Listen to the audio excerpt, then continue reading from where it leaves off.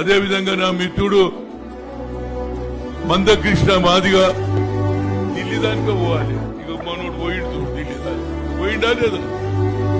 మందకృష్ణ మాదిగా ఒక్కడు ఆయనకి ఎన్ని ఇబ్బందులు వచ్చినా కేటగరైజేషన్ మొదలు పెట్టిండు 35 ఏళ్ల క్రితం.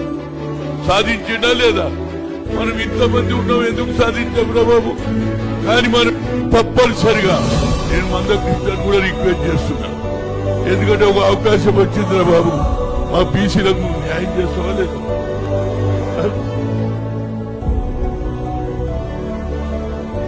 అదేవిధంగా నువ్వు మద్దతు ఇవ్వాలని చలో ఢిల్లీలో కూర్చుందాం.